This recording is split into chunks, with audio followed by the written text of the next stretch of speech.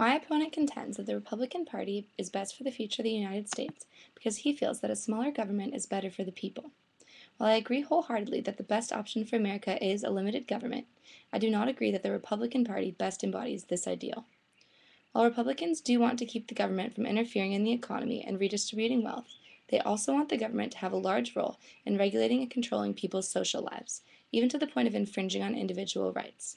This does not represent less government, but rather a government that wants to make choices for its people, rather than letting them choose for themselves.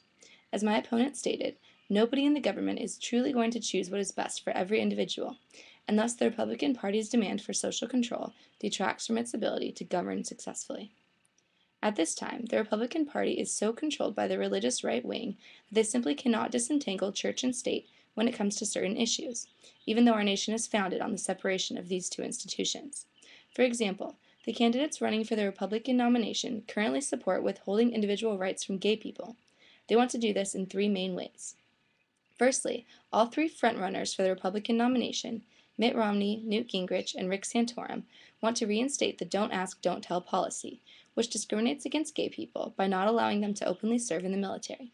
I contend that people should feel free to be open about their identities in any arena of their lives without fear of retribution, particularly in the military, where they are sacrificing their lives for our nation. If the country were run by a Republican, we would send the message to gay men and women in the armed forces that their service is not accepted or appreciated, and that due to their sexual orientation, they are not good enough to fight for us. Furthermore, all three aforementioned candidates are against gay marriage. Santorum, who is currently second in the race for the Republican nomination, is particularly adamant about this issue. He calls for a constitutional amendment defining marriage as between a man and a woman. If this amendment were to pass, it would be a nearly insurmountable obstacle in the progress for gay rights, and it would solidify the oppression of the 4 million gay people in America who are unable to enjoy the same joy in marriage as their heterosexual counterparts. But even further, Santorum, with his religious righteousness, opposes sexual activity between same-sex partners. In an interview with the Associated Press, he compared gay sex to bestiality and pedophilia, and said he wants to reinstate anti-sodomy laws. Unfortunately, these sentiments have received much support among his Republican constituents. Thus, many Republicans feel that the government has the right to interfere in consensual sex between two adult partners. If the government has a place in the bedroom, this amounts to a government so large and unrestrained that it borders on a big brother figure. Such a level of control cannot be tolerated. For reasons like these, I feel that the Republican Party wants too much social control over American citizens, and therefore does not truly call for small government.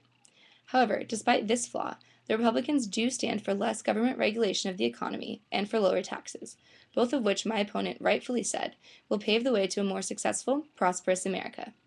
My opponent does not believe in wealth redistribution, and I too feel that the government should stay away from people's paychecks. For this reason, I present the Libertarian Party as the optimal leaders for the future of this country. They want the government to have a small role both in the economy and in people's personal lives, and thus represent small government in the truest sense. Libertarians feel that letting the free market run itself is the best way to keep a country economically prosperous. They think the only proper role the government has in the economy is to protect property and trade rights and to settle disputes. Thus, they advocate the smallest possible governmental role in this realm. Furthermore, libertarians, like Republicans, want lower taxes. Libertarian Party nominee Gary Johnson supports the Fair Tax Initiative, which would do away with income and payroll tax and instead impose a tax of 23% on goods and services. Eradicating income tax will allow everybody to keep and be in control of his or her entire paycheck, which my opponent noted was ideal. In addition, the fair tax system ensures that everybody actually pays taxes, unlike our current skewed system in which certain groups are overly burdened and other groups pay nothing.